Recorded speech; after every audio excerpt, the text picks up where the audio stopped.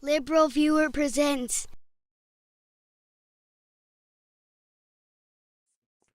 So, welcome to the March 27th edition of LiberalViewer Monday Media Mixup. Thanks for joining me. You can give me a thumbs up and subscribe to the channel if you like what I'm doing this week.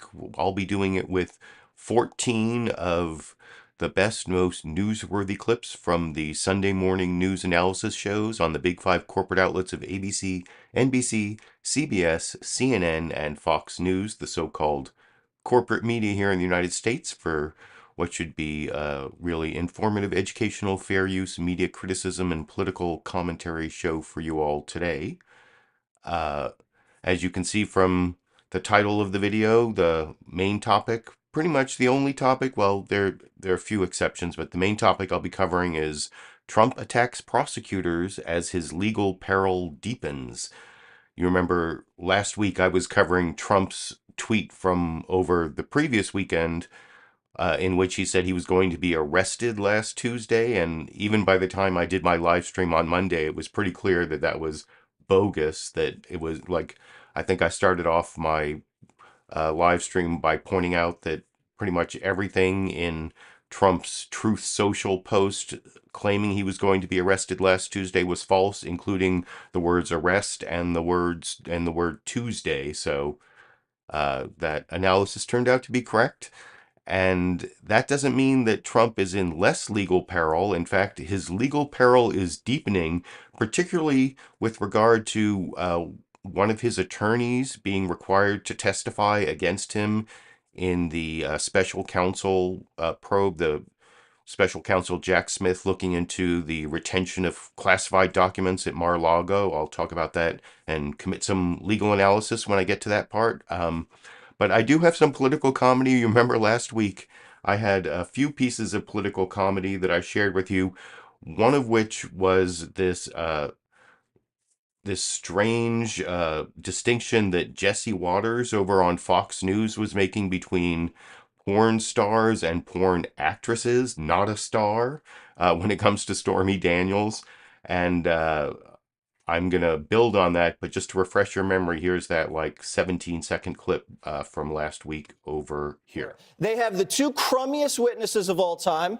You have a disgraced lawyer who's served time in prison for lying. And then you have a porn actress, not a star, who hangs around with Michael Avenatti. Those are your two star witnesses. This is an absolute disgrace. And I'm not going to stand for it. And I kind of made fun of Jesse Waters of like being such a connoisseur of porn that he knows the difference between the porn actresses and the porn stars. Well, there was like this weird mirror version of this over on HBO's Real Time with Bill Maher that I don't think actually puts Bill Maher in a very good light. And it's one of the reasons I don't use a lot of Bill Maher clips anymore. He showed up on Fox News today talking about the weakness of the case against Trump on his show, which is not what I'm showing you here. What I'm going to show you is how all of a sudden he sounds a lot like Jesse Waters in his, it's not the difference between a porn star and a porn actress. There's a difference between porn actresses and prostitutes, a distinction that Bill Maher is very clear about over in this clip. And to be fair and accurate, she is a porn star, not a prostitute. Excuse me. Let us be gallant. Sex worker. Okay. What? Sex worker, no? A sex worker, yes. Sex worker. But that is different than a prostitute, I would say. A prostitute, I think, is... I think porn stars like having sex. Prostitutes are just doing it for the money. That's what prostitution means, doing something you hate for the money. I think the Isn't that called work? Yeah, I think the It's called work, right. Yeah. You know. We're all whores, exactly. I think they're all doing it for the money. Nothing wrong with it. What's it? I said I think they're all doing it for the money. Yeah, no, I think porn stars actually... let's talk about something else. Hey, how about this? No, it's true. Porn stars lie. There's a difference. Okay. Let's not lump people together. That's wrong anytime we do it. Let's talk about Tik Tok. Boy, And I don't know. I mean, one of the things we know about Bill Maher, or one of the things I know about Bill Maher, is he spent a lot of time hanging around the Playboy Mansion. He was like quite a denizen of that whole world, which shows why he sometimes has some, more misogynistic views, among other difficult views he's been espousing lately, and I don't know what you're supposed to draw out of that analysis other than like Bill Maher just he knows some porn actresses and they told him they enjoy it, unlike prostitutes who just have to do it, or I don't know. That seems like a weird distinction based on some anecdotal evidence that has some definite reliability flaws. But you can tell me what you think in the comments section. It's a weird battle of political comedy clips, and now I'm actually going to get to the news summaries, some of which focused on Trump's legal peril, including this one here I'm going to show you from CBS News' Face the Nation. But I'm going to do something in this clip that I do in several of the clips where I'm going to cut out the part about the tornadoes in the Mississippi Delta. Like 20-something people were killed. And, that's a real story, but it's not like an enduring national story, and otherwise these news summaries would be too long anyway. But Robert Costa and Margaret Brennan do a good job of talking about like all the legal cases, not just the Stormy Daniels hush money payment case. And then Margaret Brennan says something about Trump's rally in Waco, Texas, which is another part of this whole puzzle that happened over the weekend. I actually watched the entire speech. I watched the entire Trump speech, but I thought of taking clips from that, possibly as my political comedy, but I decided not to subject you to that. So thank me in the comments section if you think that was a good choice, not subjecting you to clips. Although you will get a clip of Meet the Press, or in the Meet the Press news summary of Trump at the rally, and that's from where I took the thumbnail for this video. And it actually contradicts what Margaret Brennan says in the one bad part of this otherwise good news summary about Trump's legal perils. You just keep an eye out for Margaret Brennan saying Trump never mentioned the Manhattan prosecution in his speech in Waco, Texas. That's totally wrong, and I don't even know. And Robert Costa maybe he doesn't know, but didn't correct her, and I will correct her with the following news summary. But here's the CBS News Face the Nation news summary from yesterday that we can talk about a little more after we watch it together over here. Good morning and welcome to Face the Nation. We've got a lot of news to get to today, but we want to start with the devastating tornadoes in the South that are likely to continue through the weekend. There have been at least 26 fatalities reported, all but one in Mississippi. Plus, there are dozens of injuries. One massive storm tore through several towns in the Mississippi Delta, an area that's among the poorest in the country. That tornado's path was reportedly a mile wide, and it lasted for more than an hour. President Biden declared a state of emergency today in Mississippi and vowed to deliver federal assistance as quickly as possible to impacted areas. Department of Homeland Security Secretary Alejandro Mayorkas and FEMA Administrator Deanne Criswell will visit the area later today. And the National Weather Service is predicting more severe weather in the South later today. There are already reports this morning of a tornado touching down in Georgia. We find ourselves in somewhat the same position as we did last Sunday, waiting for developments in the Manhattan case against former President Trump.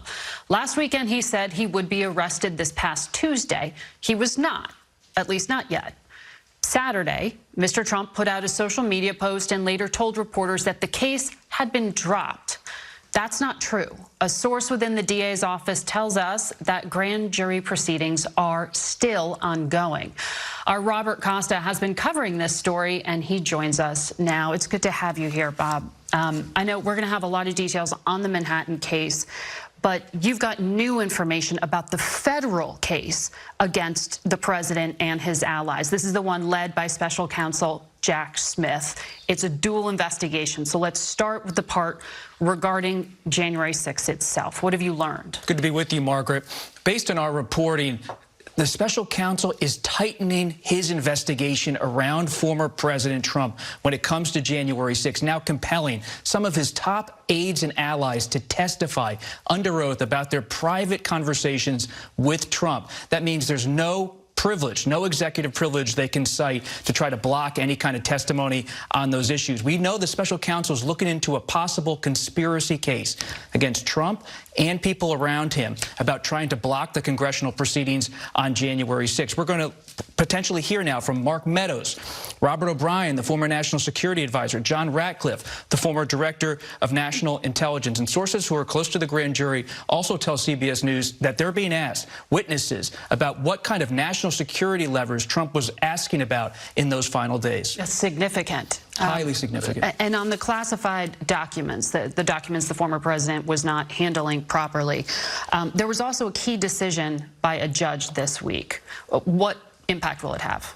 It's so rare for a judge to say to a lawyer, you now have to testify about your client in a criminal case. Well, that happened in this classified records investigation of Trump being conducted by the special counsel. 2 investigations at once. Evan Corcoran, Trump's lawyer in this case, now being told to come in, and he did come in for hours on Friday. And he didn't just talk about his broad view. He had to share audio files, notes, details about all of his conversations with Trump about how Trump handled those federal requests about classified documents. Think back to the Mar-a-Lago FBI search last summer. Corcoran was pressed about what was Trump doing at that intense time. And that really gives the prosecutors a prism into what really happened. So all of these legal developments are coming up against the rush towards the presidential race. And, of course, former President Trump is running again. When he spoke last night in Waco, Texas, the former president didn't mention that Manhattan district attorney case, which was surprising to some because of the social media post that he had made showing himself with a baseball bat next to the DA's picture, warning of death and destruction if he is prosecuted. Does this kind of rhetoric impact at all how the party thinks of him? Is it helping him? Is it hurting him politically? It depends on which part of the Republican Party you're asking the question to. Donors are alarmed. They see a possible indictment in New York. They see a possible obstruction case being mounted against Trump on the classified documents front. But when you look at his core supporters in the Republican Party, they are rallying to him in many respects, fueled by his grievances, these rallies. And Trump's allies tell CBS that he believes he's newly confident now that he can push back the threat of Florida Governor Ron DeSantis and try to solidify his coalition inside the GOP at this early stage. It's going to be a long race. Bob, thank you very much for laying all of this. So, yeah, there you did see, like I said, Margaret Brennan claim that Trump had not mentioned the Manhattan district attorney at his rally in Waco. You'll see that contradicted by video from the Waco rally in the next news summary I show you. One of the things I liked is the way they spent an important part of the beginning of their program talking about Evan Corcoran, this Trump lawyer who was forced to testify. They pierced the attorney-client privilege with the crime fraud exception, which is basically attorney-client privilege is actually one of the strongest privileges. But if you are using an attorney to commit a crime or to commit a fraud, then investigation into that crime or fraud can get through the attorney-client privilege. And what they're specifically talking about, I mean, there's a whole range of issues that apparently he testified on that Robert Costa was talking about there. But the most important is this document that they sent to the FBI, to the executive branch, saying, we've given you all the classified documents. There are no more classified documents. Evan Corcoran apparently prepared that document on instruction from Donald Trump. He refused to sign it and got some other lawyer to sign it. But you also heard in that report that Evan Corcoran, Trump's lawyer, apparently has contemporaneous notes, not only contemporaneous notes, but audio files like recordings of Trump telling him what to do. And there are various obstruction of justice statutes, maybe like 18 U.S.C. 1505 or whatever, that if you try to deceive official investigation, that's like a felony. But I was actually thinking more of 18 U.S.C. 1001. Here's like I put a link down in the video description to the entire, to all the laws and stuff I'm referring to.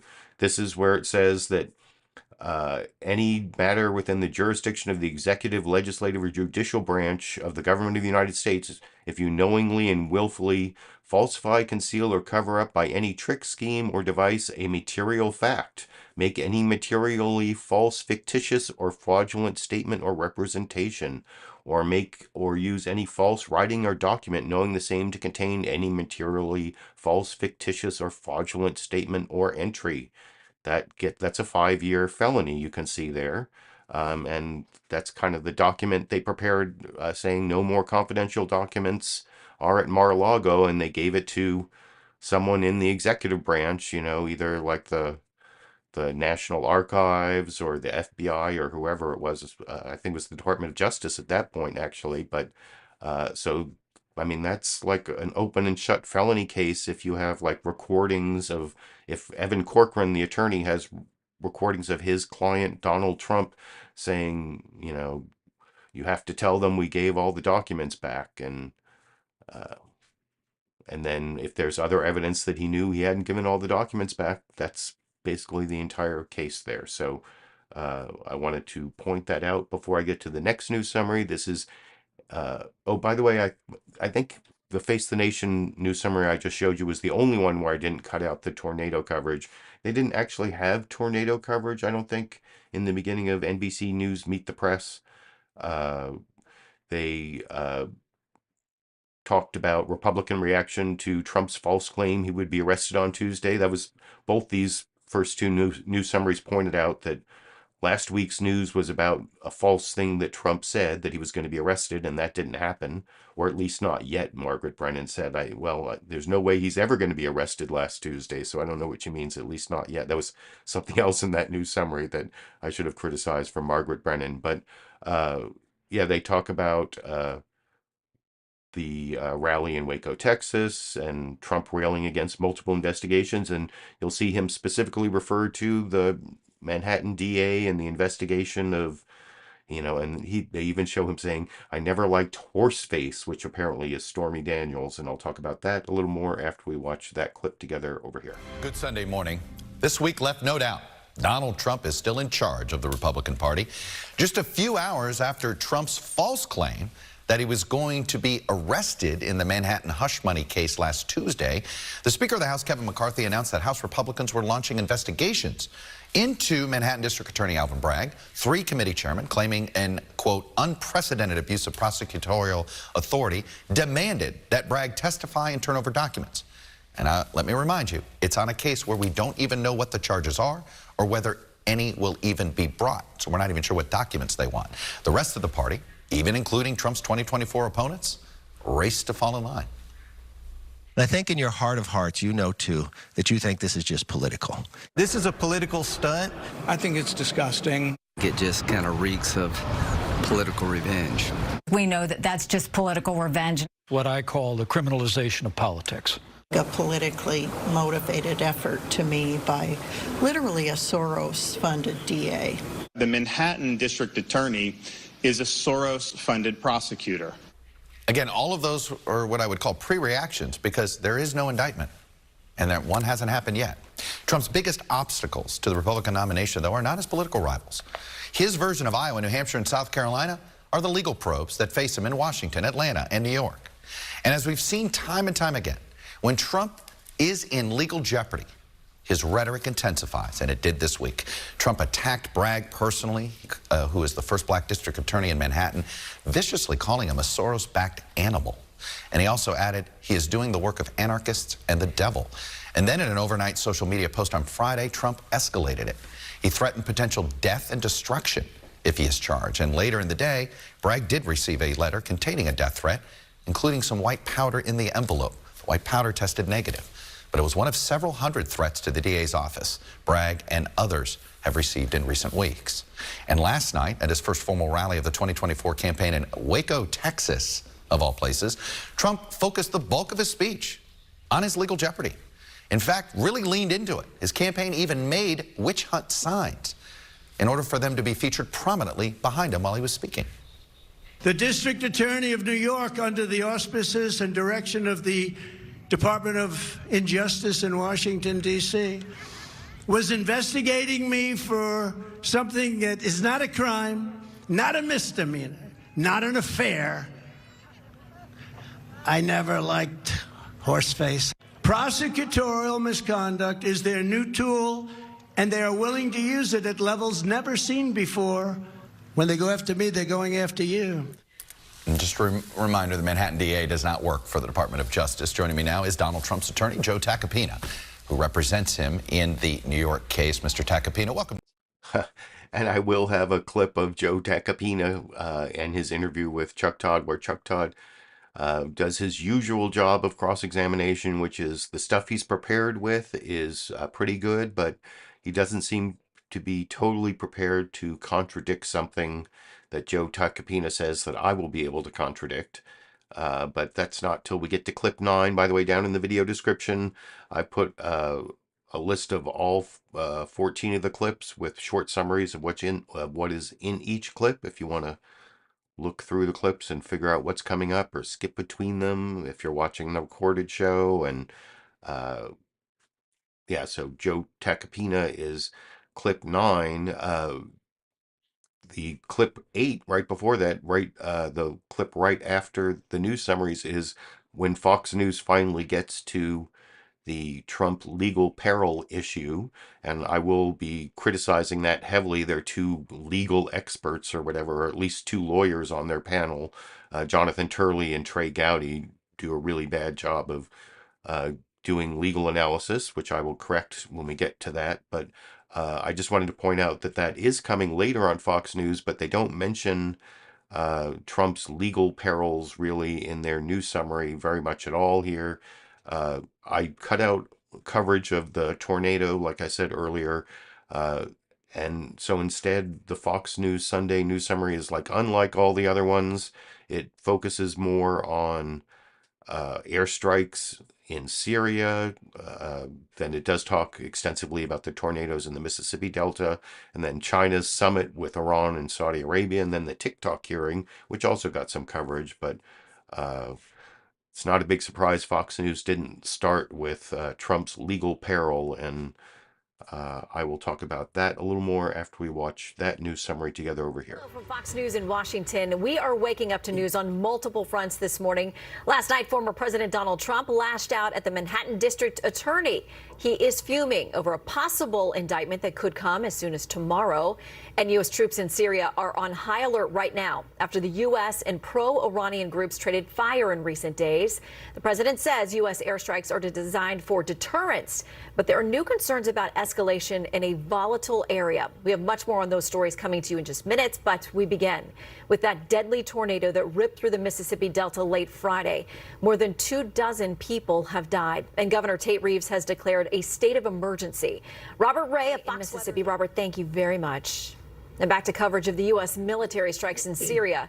Iran's proxy forces launched 3 more attacks Friday and Saturday targeting U.S. forces.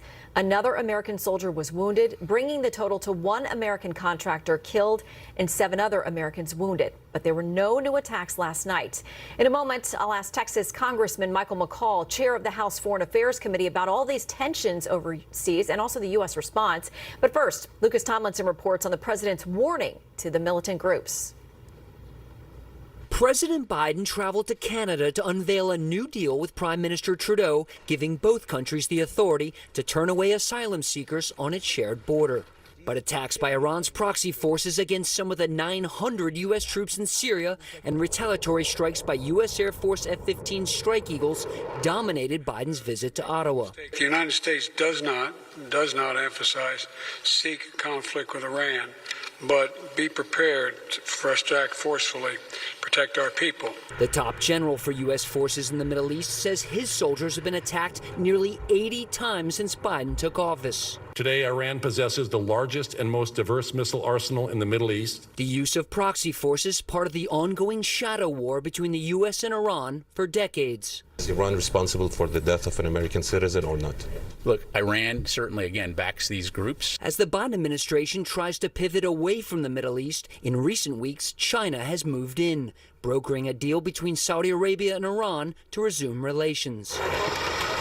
On Capitol Hill, many lawmakers from both parties want to counter China's military and economic rise, taking aim at the CEO of the popular app TikTok. Are teenagers in particular shown more distressing content? The opposite is true. And questions about ByteDance, TikTok's parent company headquartered in Beijing. Has ByteDance spied on American citizens? I don't think that spying is the right way to describe it. Many lawmakers want to see TikTok banned completely nationwide. Shannon? We'll talk about that. Lucas Tomlinson reporting from the White House. Lucas, thank you. Joining us now, Texas Republican Congressman Michael McCaul. And I don't even think Michael McCaul was asked about Donald Trump's legal peril. You saw Shannon Bream mentioned it briefly at the beginning, Trump fuming at his rally in Waco, Texas against possible indictments coming from Manhattan DA Alvin Bragg, but not the real substance of the charges or the other legal peril that Trump is facing. The next two news summaries are a lot shorter, but they do cover both Trump's rally in Waco, Texas on Saturday, and then his legal peril coming at least from New York and otherwise. And I'll start with the one that's slightly longer, CNN State of the Union, Jake Tapper telling us what the State of the Union is this week and about those other issues over here. Hello, I'm Tik Tapper in Washington, where the State of our Union is taking it all in. Once again, former President Trump finds himself right where he wants to be. In this case, Waco, Texas, near the 30th anniversary of the standoff with that infamous cult. The former president was there at the center of a new political maelstrom Saturday afternoon, lashing out at his enemies and nursing personal grievances alongside his diehard fans, lying about the 2020 election and making martyrs of the folks who violently stormed the Capitol. As so many in his party seem to be snapping back into line behind him. In his first official 2024 campaign rally, Donald Trump spent much of his time railing against the multiple criminal investigations into his actions and his behavior. Tomorrow, the grand jury in New York hush money case is set to reconvene as District Attorney Alvin Bragg weighs indicting a former president for the first time in American history. And in a separate Justice Department investigation this week, a federal judge rejected the Trump team's claims of executive privilege in the probe into January 6. And the judge ordered top Trump White House aides to testify. The Justice Department is also, of course, investigating the former president over that classified documents case, classified documents discovered at Mar-a-Lago. Joining us now, Senate Intelligence Committee Chairman Mark Warner. Chairman Warner, good to see you. And I actually don't have a clip of Mark Warner. The clip I have of Jake Tapper, if you're following along on the clip list, is clip number 10 with House Oversight Chair James Comer talking about the way Republicans are trying to go after the Manhattan District Attorney for criminal charges that haven't even been filed yet, which doesn't really make sense, but I'll get to that when we get to that. And that was a pretty good news summary for being 90 seconds long from CNN State of the Union. And there's a similar one from ABC's This Week with George Stephanopoulos, about the same length, that I'll finish up with and talk about with you a little more after we watch it together over here. Good morning and welcome to This Week. Donald Trump began his first rally of the 2024 campaign last night on a defiant note, with a hand over his heart, while a massive screen showed images of the January 6th riot, with those imprisoned for taking part in it joining in a chorus of the national anthem. Trump depicted them and himself as victims of political persecution and doubled down on his dangerous rhetoric ahead of a potential indictment by the Manhattan District Attorney. Days after warning of potential death and destruction if charged, Trump bashed prosecutors leading investigations into him, calling them, quote, human scum. There were death threats against the Manhattan DA this week and fears that protests called for by Trump could turn violent. Law enforcement has seen a spike in threats mirroring Trump's tone. We'll cover it all this morning, but we start in the South as the region braces for more severe storms after violent tornadoes ripped through Mississippi. You're looking at a live image of the trail of destruction that spanned nearly 100 miles long and left at least 26 dead, dozens more injured. So yeah, then there's more tornado coverage, which, like I said, I was cutting out of most of the news summaries, even though it's an important, momentary story. It's, not the more enduring national story that the criminal investigations against Donald Trump apparently are going to be. That's what I said last week on the first day of spring, that it was spring and the indictments are blooming. And that's actually I would predict that before we get to summer, June 21st or whatever, there will be at least one and probably more than one indictments against Donald Trump.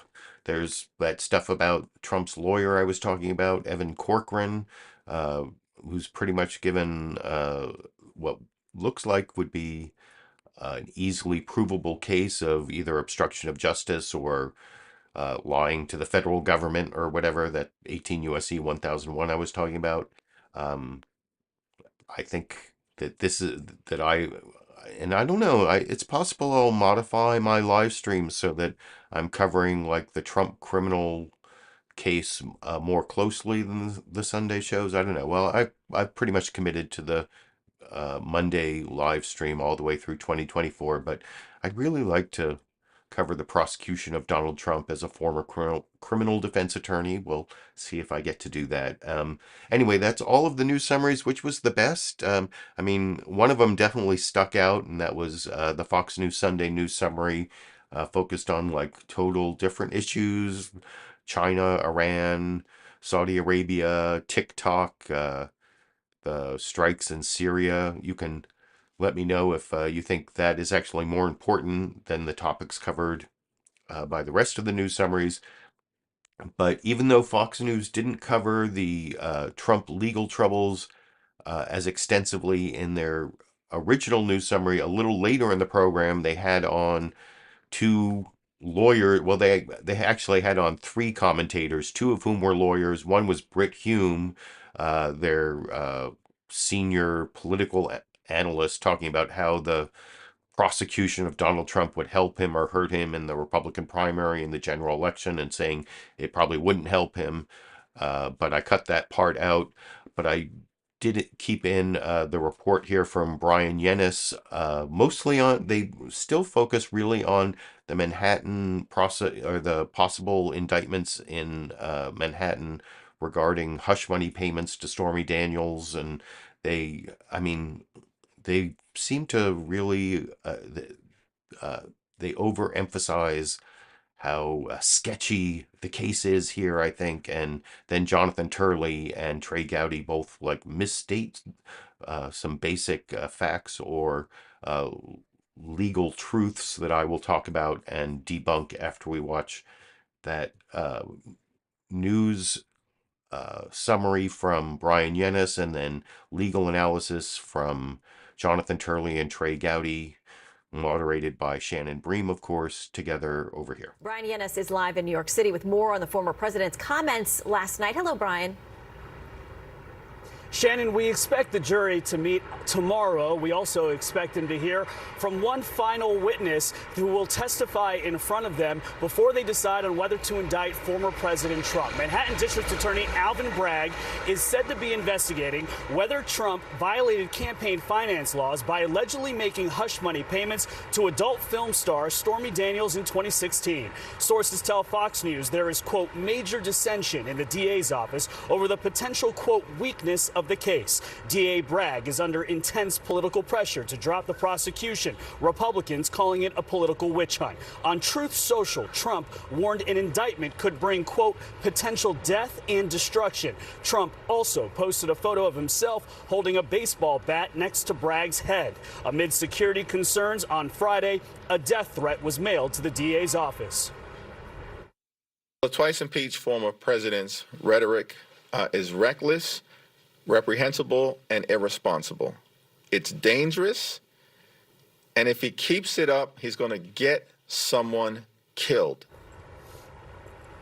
Trump has been fundraising off news of a possible indictment, and on Saturday held a defiant 2024 presidential campaign rally in Waco, Texas. When this election is over, I will be the President of the United States.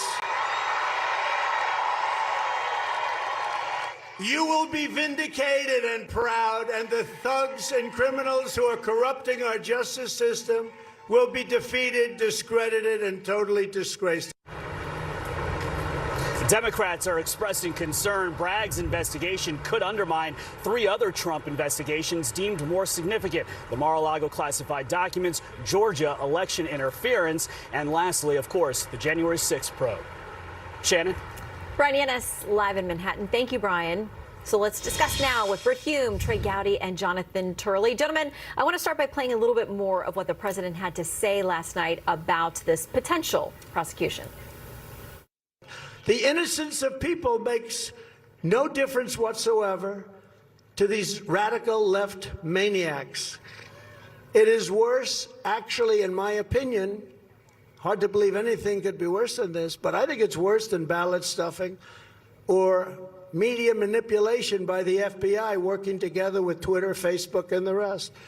Professor, I'll start with you. He talked about this idea of prosecutorial discretion and this being a tool in the toolbox against him. So talk to us about that discretion that prosecutors have. Well, they have discretion, but they don't have discretion to create their own laws. And what is being done here is something that most of us consider really beyond the pale. That is, Bragg is taking a New York misdemeanor, which, by the way, is expired. It only has a 2-year statute of limitations. And he's essentially bootstrapping that into a felony. But he intends, according to reports, to prove a federal crime that the Department of Justice itself declined to prosecute. Now, that effort, he's losing already the court of public opinion. A poll came out showing roughly 60% of people viewed this as politically motivated. But he's playing to a jury pool in New York. And the likelihood of finding a Trump supporter in the New York jury pool, it's about the same as finding a triceratops. I mean, it's not that likely. But he also has judges in New York who I think are going to look askance at this and say, wait, you're a state prosecutor and you're going to prove a federal crime? I think he's got a rough road ahead. But what he has done is handed Trump proof positive of his long narrative. This is a political prosecution.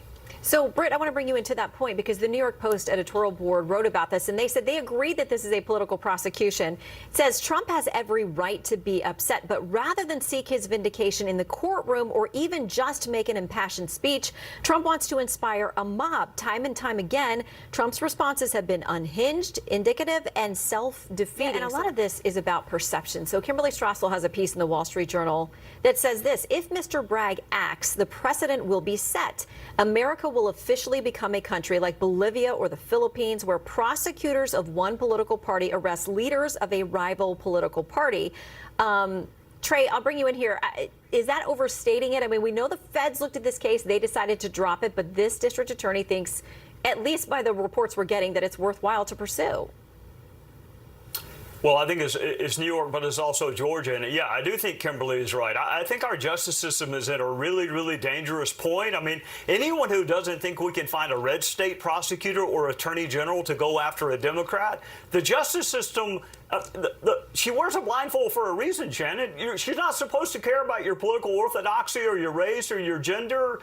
This is by far the weakest of the cases upon which President Trump is under investigation. By far, it's factually weak. It's legally weak. You got statute of limitations problems. You got witness credibility problems. And yet, for political expediency, Alvin Bragg has finally found a crime he thinks is worth pursuing. Not resisting arrest, not shoplifting, not drug offenses, but he thinks paying hush money. He doesn't even think prostitution should be illegal, but paying for silence. So we are at a dangerous point.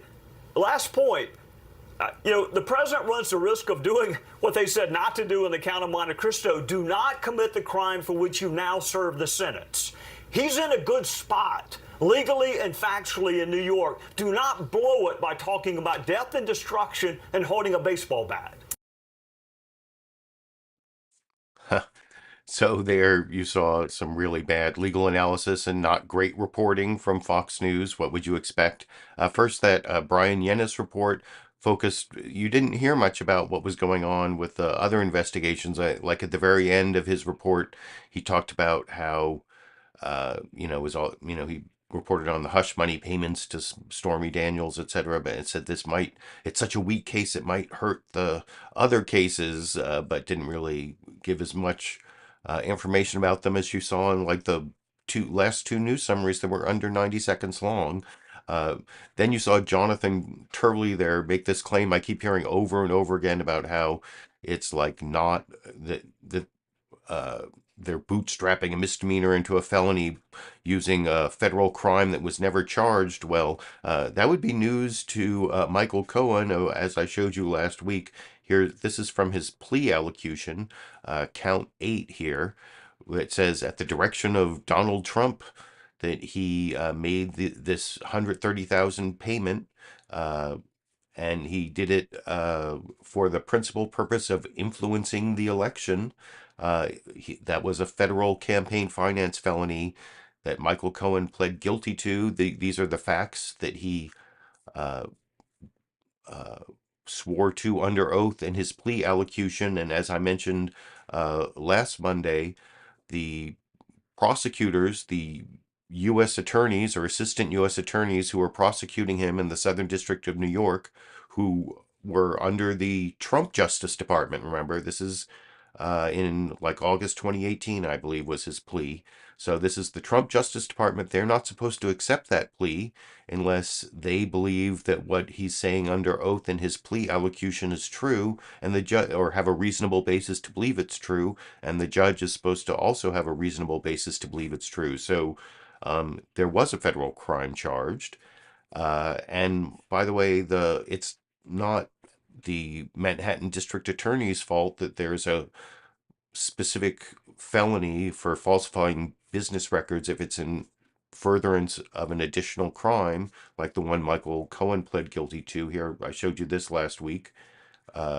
This is falsifying business records in the first degree. This is the New York Consolidated Law.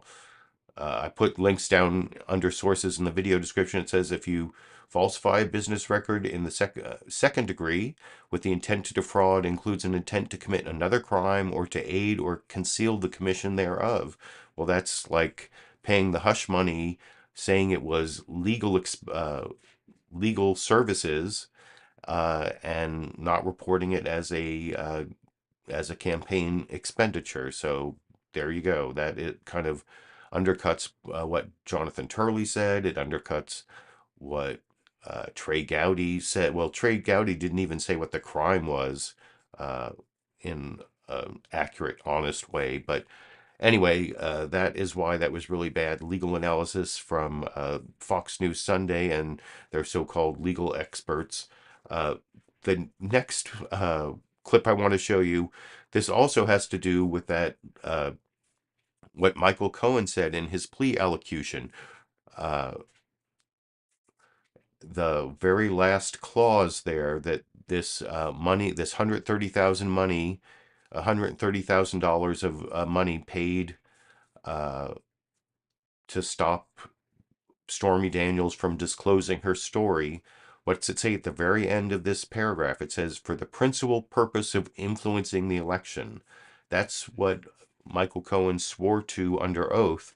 But you'll see here Joe Takapina, the attorney for Donald Trump in this action, or at least one of the attorneys. I saw in the live comments people were asking, or someone was saying that Trump has like attorneys who go on TV and then real attorneys who appear in court. I don't know. I think he just keeps going through attorneys because, you know, that joke I've mentioned before on the show, MAGA actually stands for making attorneys get attorneys, like happened to Evan Corcoran, who had to go testify against Trump in that case about making false statements about the Mar-a-Lago confidential documents retained. And anyway, but here you'll see Joe Takapina say that Michael Cohen in his plea allocution said that the money he paid to Stormy Daniels, at one point in this answer, you'll see he says it was for to protect the reputation of Donald Trump, or to protect him from personal embarrassment, including the embarrassment of his son, Barron Trump. And, you know, I put a link under sources to the entire plea allocution. I searched through it, the word like family, embarrassment, son, Barron, none of those words are in Michael Cohen's plea allocution. I showed you what Michael Cohen actually said in his plea, that it was for the principal purpose of influencing the election, the money to Stormy Daniels. But even though Chuck Todd starts off with a good clip here of Joe Takapina taking a opposite position when he didn't know all the facts, and he mentions that Michael Cohen pled guilty to this crime, then he lets Joe Takapina get away with claiming that Michael Cohen said something in his plea he never said, and I'll criticize Chuck Todd a little more for that after we watch that clip together over here. Regardless of the campaign, and the answer to that question is a resounding yes by all accounts. All right, I do want to get you to respond to somebody who had a different point of view on this, and it was you a few years ago. Let me play this sound and get you to respond. Quite frankly, you know, Michael Cohen, again, has made statements that would give rise to suspicion for any prosecutor to say, that doesn't make sense, that a lawyer took out a home equity loan with his own money, paid somebody that he didn't even know on behalf of a client who, by the way, had the wherewithal and the money to afford $130,000. And by the way, didn't tell the client about the settlement agreement. It's an illegal agreement. It's a fraud, if that's in fact the case. And look, we put in the if in fact that's the case, and I understand. Did you hear that last line, Chuck? I understand. No. Did you hear that last line? I understand that. So what is it that you've learned about this case that changes your point of view? The facts. That what I just said, I'll repeat it again, that this was personal expenditure, not campaign money. The hypothetical question posed to me 5 years ago before I knew any facts, as a legal expert, as so many legal experts go on TV and discuss things they don't know, is I was asked a hypothetical question. I responded with this twice, and I'm reading the transcript.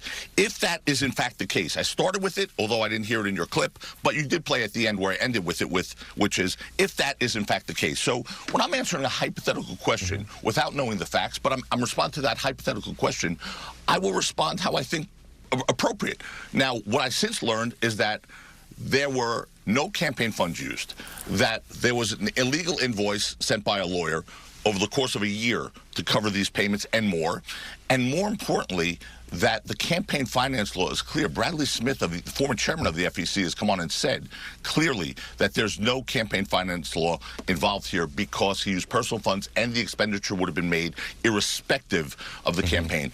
Those are facts I didn't have before me 5 years ago as a hypothetical question was posed to a legal expert on TV. All right, it sounds like you have a defense ready to go, but everything you've described, is probable. I mean, if you're a prosecutor, you're making these claims. Great, show us your proof of it. It seems like there's enough at dispute here that actually this belongs in a court of law to resolve this. Of course it doesn't belong in a court of law, Chuck.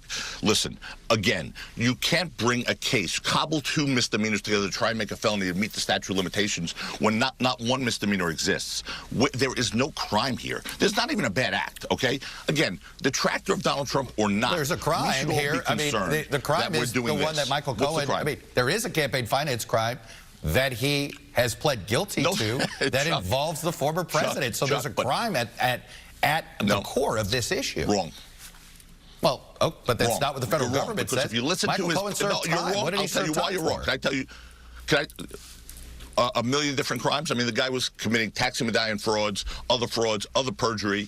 Listen, if you want to just say it, fine. But if you let me answer, which is when Michael Cohen pled guilty, he said something that was so crucial to campaign finance law, and it's what every expert has used.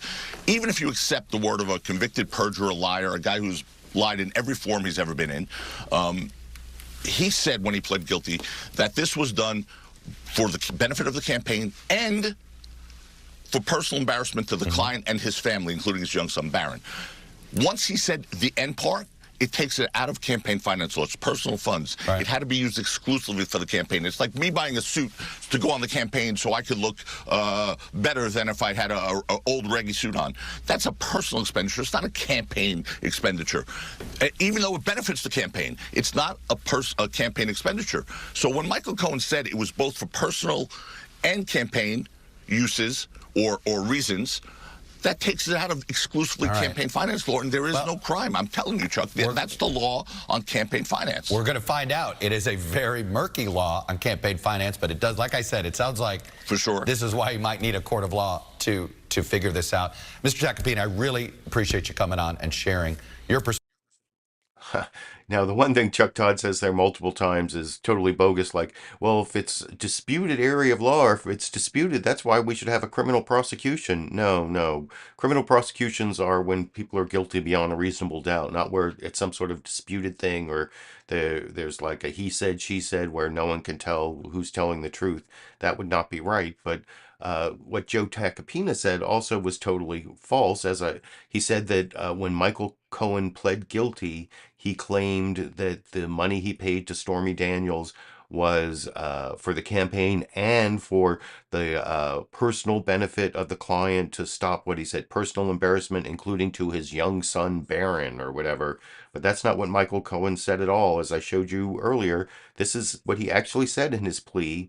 It was for the principal purpose of influencing the election, because he pled guilty to a campaign finance crime. He had to plead guilty to all the elements. He was, and I have direction highlighted there because he was directed by Donald Trump to do it.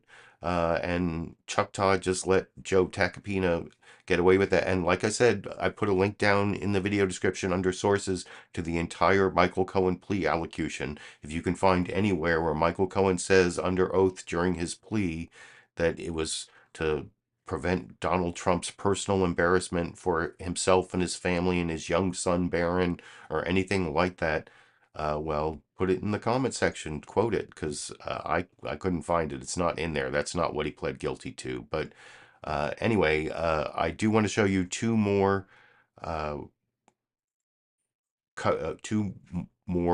clips that cover this issue. The next one is the one from ABC's This Week with George Stephanopoulos. Martha Raddatz was the host. I showed you the beginning of the news summary, and then she went into tornado coverage, and then right after the tornado coverage, she came back to this discussion with Aaron Katursky does the news reporting. Dan Abrams and Asha Wangapa both talk about the possible charges against Trump for what's going on in New York. And I think they make some important points that I will talk about with you a little more after and much better than what we saw on Fox News Sunday. And I'll talk about that a little more after we watch it together over here. And to politics now. Donald Trump returned to the campaign trail last night in Waco, Texas, for his first rally of the 2024 campaign, sounding off about prosecutors in the Manhattan District Attorney's Office and the looming threat of an indictment. The weaponization of our justice system is not, as some have called it, a political spectacle. This is the central issue of our time. Senior investigative reporter Aaron Katursky is standing by at the courthouse in Lower Manhattan with the latest on the investigation. But Aaron Katursky and Aaron, Trump's rhetoric about a potential indictment over those hush money payments has led to very real threats targeting Manhattan District Attorney Alvin Bragg. There have been multiple threats, Martha, and with Trump continuing to press these verbal attacks, the courthouse is increasing its physical security. Martha, Trump predicted he would be indicted by now. The next chance that could happen comes tomorrow. New York City courts are stepping up security as the grand jury is expected to return Monday to hear evidence of how former President Trump accounted for a hush payment to porn actress Stormy Daniels. It is the most salacious element in the swirl of legal trouble around the former president and may be his most immediate threat. Trump's increasingly hostile rhetoric about the case and the prosecutor has put the courthouse behind metal barriers and compelled Manhattan District Attorney Alvin Bragg to up his own security, while reassuring his staff they would not be intimidated. After falsely claiming he would be arrested last Tuesday, Trump made an ominous claim about the consequences of an indictment, writing on social media it could result in potential death and destruction. On Friday, a letter addressed to Bragg contained a death threat, saying, "Alvin, I'm going to kill you," and a white powder, later deemed non-hazardous. House Democratic leader Hakeem Jeffries blasted Trump's rhetoric. It's dangerous, and if he keeps it up, he's going to get someone killed. We've already seen the consequences of incitement from the former president. Trump's connection to the January 6th attack on the U.S. Capitol is still being investigated by a special counsel. The judge rejected executive privilege claims and ordered then Chief of Staff Mark Meadows and other top Trump aides to testify. And there are new developments in the special counsel investigation of Trump's handling of classified materials after he left the White House. Special counsel Jack Smith successfully fought to bring Trump attorney Evan Corcoran before a grand jury in Washington on Friday. Sources told ABC News the special counsel believes Trump intentionally and deliberately misled his lawyers about retention of documents with classified markings. While attorney-client privilege typically shields lawyers from testifying, a judge was convinced there was preliminary evidence that Trump may have used Corcoran to advance a criminal scheme. Compared to those investigations and their implications for national security and democracy, the New York case, centered around an alleged affair and allegedly falsifying business records, may seem less consequential, but it may be closest to resolution and involves the kind of charge routinely brought by the Manhattan District Attorney. Once the grand jury reconvenes here, it will do so under tighter security, and it could hear from at least one additional witness. Martha? Aaron Kaczynski, thank you. Let's break down these cases now with our experts, ABC News Chief Legal Analyst Dan Abrams and Asha Rangappa, Assistant Dean at the Yale Jackson School of Global Affairs, also a former FBI special agent. Thanks for joining us this morning, both of you. And Dan, let me start with you. As we just heard, all eyes are on the Manhattan DA this week, but the case seems to hinge on a legal theory that's never really been used in New York. How risky is this? Look, it's risky for a number of reasons. The new theory is in getting it from the misdemeanor to the felony. They're kind of jerry-rigging it to some degree. And the reason that that's novel and it's difficult, it hasn't been quite done exactly in this way before, but there's also another factor here, which is this isn't just a misdemeanor case that they're trying to get into a felony. It's also a 7-year-old case. It's also a case that two other sets of prosecutors, the previous DA and the federal prosecutors, decided not to move forward with. So, you know, when people say to me sometimes, well, if this had been me, I would have been prosecuted, for sure. My response is, if this had been you, I don't know that 7 years later they would have revisited this misdemeanor and tried to turn it into a felony. So it is a challenging legal theory. They may be able to do it, but there are problems here. And Asha, what problems do you see? Martha, I think that it depends on which legal theory they choose. So if the Manhattan DA's office tries to tie this to a state or federal campaign violation, I do agree with Dan that they can encounter some significant legal issues. But there is a pathway where the DA could tie this to the Trump organization's business practices, and in particular, tax fraud. This is the same legal theory that they use to prosecute the Trump organization. And they've had a window into the Trump organization's business practices through that trial, which is maybe why they have resurrected this case. This has been known as the zombie case because it came back to life. But that could be what changed. And I think that they would be on stronger footing if they go down the road of tax violence that directly impact the state of New York. And Asha, I want to stay with you. You were an FBI special agent. When you hear Donald Trump's rhetoric, he's called for protests, warned of potential death and destruction. And they talk about that important issue, how Trump's rhetoric may be inciting violence, and especially after January 6th. I thought, for example, the Aaron Kaczynski report there that talked a lot about what was going on in Manhattan, but also talked about some of the other cases, was a lot more informative, journalistic, and fair and balanced than the one you saw from Brian Yennis on Fox News Sunday earlier. I thought Asha, I'm sorry, what's her last name? Asha Rangappa's analysis there, that we don't even really know the charges, and the charges could involve tax fraud and other things that we haven't even thought of. That is like the biggest criticism I have of Republicans, and what I hear on Fox News all the time is they're criticizing these charges against Trump coming out of the Manhattan District Attorney's Office when they haven't even seen the indictment. They don't know what the charges are. And by the way, I realized I skipped a clip which also exemplifies that point. Oh, but the one other thing I wanted to criticize about that last ABC clip is Dan Abrams made this counterfactual argument I hear all the time from Republicans and people on Fox News, and I think you're actually going to hear it from the chair of the House Oversight Committee, James Comer, in this next clip I'm going to show you. I think he makes the same argument where, like, they would only prosecute Trump if this were anyone else, it wouldn't be prosecuted. And that's a counterfactual, and counterfactual arguments are generally bogus in that there's no evidence. You hear it all the time in politics, like, if Obama were president, they never would have let this happen, or if Trump were president, he never, there's always, if you want to actually have evidence, you have to, like, show an example of when it actually happened. Like, when did some other candidate, like, pay off someone with hush money and then not get prosecuted? It certainly wasn't John Edwards. He was a Democrat who got prosecuted for hush money that might have affected a campaign, and he ended up getting acquitted on one count and mistrial on several others. But I mean, he definitely was prosecuted, and I don't know what evidence people have for the counterfactual, and that Dan Abrams made that kind of bogus argument there. But like I said, I skipped clip. If you're following along on the clip list, I don't think anyone really is, but I skipped over clip 10 to go to clip 11. So this clip 10 is Jake Tapper asking the House Oversight Chair James Comer about what is his legal basis for going after the Manhattan District Attorney Alvin Bragg for prosecutorial misconduct that hasn't even occurred yet. And anyway, I'll talk about that a little more after we watch that clip together over here.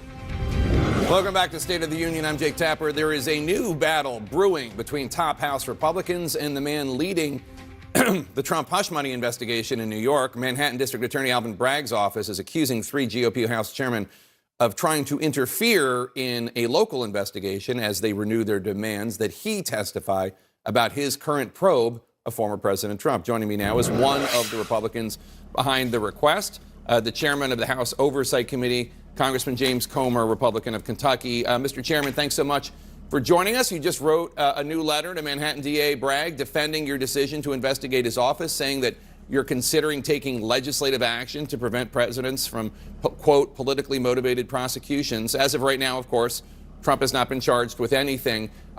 What do you say to Bragg, who says you're trying to stop a charge from happening even before you know of any evidence? Well, what the DA is trying to say is what you just quoted. He said stay out of local investigations. The problem with that is this is not a local investigation. This is a federal investigation. He's investigating a presidential candidate, not to mention former president of the United States, for a federal election crime. That has no business being litigated in a local district attorney's office. And when he says he's not going to cooperate with Congress, unfortunately for Mr. Bragg, he doesn't have the luxury of determining whether or not he can comply with congressional requests because he crossed over 2 levels of government, from the local level to the federal level, to try to prosecute something that clearly, if there was a reason for prosecution, it should be done by the Department of Justice on the federal level. Well, he's investigating, as I understand it, potential violations of state crimes. Even at that, look, let's just be honest here. I mean, this is about politics. This is a presidential candidate. When you look at what we believe the role of the Manhattan DA should be, is to fight crime. I mean, that's one of the biggest issues in New York. We saw that in the midterm elections last November. Voters overwhelmingly rejected many Democrat candidates because of the crime issue. We have, a crime crisis in many of our cities. We're trying to do something about that in the House of Representatives. And one of the reasons we believe we have high crime rates in certain parts of America is because we have prosecutors that are soft on crime. And we believe that our tax dollars, and that's where I come in with the House Oversight Committee, we believe tax dollars would be better spent prosecuting local criminals. That's what a DA is supposed to do. Are you arguing that people who commit business crimes are not committing crimes? Look, Well, is this a business crime? We're talking about a federal election crime here, Jake. This is a federal election crime. The Manhattan DA does not write federal election laws. My understanding is that he's being investigated for falsifying business records. There was a related prosecution. Michael Cohen went to prison. That was a federal investigation from the U.S. attorney during the Trump years. But that U.S. attorney, Mr. Berman, prosecuted, and Mr. Kazami prosecuted Michael Cohen. He went to prison for that as well as related crimes. I don't remember hearing anything from you during that period. I guess he wasn't a candidate, but he had been working for Donald Trump. That was a U.S. attorney that prosecuted. Right. We're talking about a local attorney. And look, if you open a can of worms here, here's what's going to happen. You're going to have county attorneys in red areas, in parts of Kentucky, rural Kentucky, where I am, that are going to start trying to overreach into federal election laws. This is something that if it needs to be investigated or prosecuted, it should be done on the federal level by the Department of Justice. This is a presidential candidate. What one frustration Republicans have in Congress is that we keep having interference in our elections. I know the Democrats complained about that, rightfully so, when James Comey, just a few weeks or a few days before the presidential election in 2016, said that Hillary was being investigated for mishandling emails. Look, that shouldn't have happened. Mm-hmm. That shouldn't have happened. And we keep having stuff like this happen in our elections. We just want the government out of our elections. We don't believe tax dollars should be spent for this. We believe this is a political stunt by Mr. Bragg. We believe the statute of limitations has expired on all of this stuff. Clearly, if there's something that rises to criminal level, then that should be done on the federal level. He hasn't. I mean, you keep asserting what this investigation is, and we haven't seen an indictment. We haven't seen charges. We haven't seen evidence. What if District Attorney Bragg comes forward with an indictment, with evidence, and proof that Donald Trump did commit these crimes? You still think he shouldn't be charged?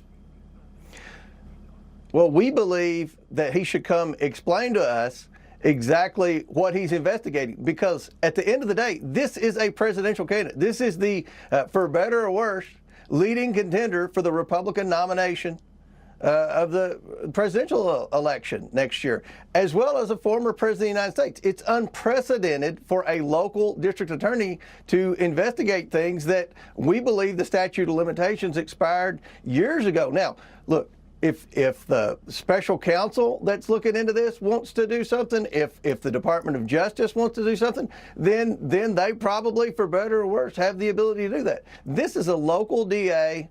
We believe the local DAs need to be focused on business crimes, on burglary, on thefts, on carjackings, and all the things that we see happening in these big cities that are creating a crime crisis in America. So a lot of your fellow Republicans on the Senate side seem to be concerned about what you and your fellow committee chairman in the House side are doing. Senator John Cornyn of Texas quit. So yeah, and that cross-examination goes on with what Senate Republicans think about the more zealous right-wing, some might say crazy Republicans in the House of Representatives are doing, like James Comer, or of course Jim Jordan at the Judiciary Committee on the weaponization of the federal government committee, and that was one of the big ironies where Jim Jordan was protesting about someone not obeying a correct congressional subpoena after he was one of the members of Congress who totally disobeyed the subpoenas from the January 6th committee. So like a year ago, congressional subpoenas meant nothing, but now when he's involved in different types of oversight, he thinks people like the district attorney of Manhattan have to give information on their ongoing investigations that haven't even resulted in charges. That I think at least Jake Tapper did a good job of cross-examining James Comer on that, and how he doesn't even know what the charges are yet, that I mean, I'd be happy to criticize a bogus prosecution. Maybe the statute of limitations is wrong. That's something that Republicans keep saying, and you saw James Comer say there. Yeah, James Comer also mentioned James Comey as like ruining the election for Hillary Clinton, like that was uh, some argument in his favor. That's like something you should always remember when they say the FBI is like some liberal bastion that's been weaponized against Republicans. Well, the one candidate I really remember the FBI being weaponized against was Hillary Clinton in 2016, as James Comer, talking about James Comey, mentioned there. And but what I was saying is the statute of limitations. Well, I'm not a lawyer who is licensed to practice in New York. I don't know about statute of limitation law in New York, but I have read analyses that say that the statute of limitations can be tolled in New York. The word tolled means just it stops running for a certain period of time.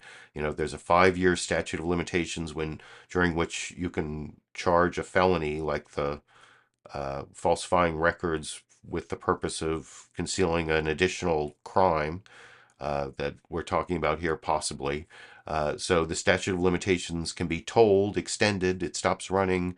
Well, if the person who is the accused has left the state continuously for some period of time, which Trump did for long periods of time during this supposed 5-year statute of limitations, and then also there was some period during COVID where all statute of limitations were told for like a year or something like that. So I don't know. Maybe there is some argument around that. First we have to see what the charges are, and that gets me to the final clip here. On CBS News's Face the Nation, they had this CBS legal analyst and criminal defense attorney Ricky Kleiman on, who just makes that point. We don't know what the charges are. We're speculating, and there might actually be other crimes, kind of like what Asha Rangappa said over on ABC. And that's the final clip I'll talk about with you today over here. Ricky, you know, past Manhattan district attorneys have chosen not to move forward with this case. There have been questions about the legal theory that part of it, at least, is based on if the indictment happens, do we know what the charges would be and what is the likelihood it goes to trial? We do not yet know what the charges will be, but we certainly have a very good idea of what some of them will be. And we have that idea not only because of Michael Cohen speaking outside to the press after he has testified, but we also know that the district attorney's office has spoken with Stormy Daniels. And we also know that from Joe Takapina, the former president's lawyer, as what they expect, as I say, some of the charges to be, because there may be additional charges. And what the charge that is expected has to do with a hush money payment that was made by Michael Cohen, he says, at the behest of Mr. Trump, in order to buy her silence, in order to have it not come out on the eve of the 2016 election. The difficulties with this case, and no one would say this case is easy, is that you take misdemeanor charges for falsifying business records because the payments back to Michael Cohen are written off as legal fees against a retainer. You take those as falsifying business records, you couple them with a federal election violation in order to up the misdemeanor to a felony. That's a unique theory. It is novel. It has not been tested before. But Alvin Bragg certainly feels that it will pass muster under the law. Ultimately, will the case go to trial? I believe so, if there is an indictment. Will the case be won? Well, a jury in Manhattan may want to convict Donald Trump on the evidence presented. The question may be for a judge as to whether or not the facts constitute a crime under the laws of New York. Keep in mind one other thing, Margaret. This may not be the only charge. There may be tax evasion charges. There may be other kinds of charges that have been looked at by Mr. Bragg's predecessor, which had to do with inflation and deflation of property values that are currently being looked at in a civil case by the New York Attorney General. So we don't ultimately know what the final charges will be if there is an indictment. So yeah, that's the possible New York tax evasion charges that were also mentioned by Asha Rangappa in the ABC report, where Trump would say that his properties were worth more in order to get loans from banks on them, and then were worth less when he had to pay taxes on their value, and that would be New York property taxes. So we don't know really if there will be an indictment in New York, what it will be on. I also talked about how there seems to be a really strong case with Trump's attorney in the Mar-a-Lago confidential document case, Evan Corcoran testifying to a grand jury at the end of last week, that it looks very much like obstruction of justice or lying to the federal government, 18 U.S.C. 1001, like I was saying. That so I think there's going to be a lot of Trump criminal legal peril to cover this spring, as I was talking about at the beginning of the show last week and earlier in this week's show. I hope you all appreciate the time and effort I put into picking out these clips and then cutting them out of my recordings and producing them and broadcasting them and adding my political commentary and media criticism. I appreciate all of you who showed up. Actually, it's more than usual. I think I'm already starting off with more views than I get a lot of weeks, so I appreciate that. I saw super chat contribution from Lulu Girl with the meow along the way, and I do have new floors here. I have to get some carpets clean so there aren't any like spots of cat urine anywhere that might get a new kitten interested in peeing in the wrong place or whatever. But I think sometime in the next 2 months, maybe sometime in May, sometime before, sometime in the same spring that will bring these Trump indictments, I guess. But anyway, thank you all for joining me. I will be back next Monday and every Monday through the 2024 election cycle, and giving you my commentary and criticism. Let me know what you think in the comments for the recorded show viewers. And until next week, I guess I'll be seeing all of you around the internet.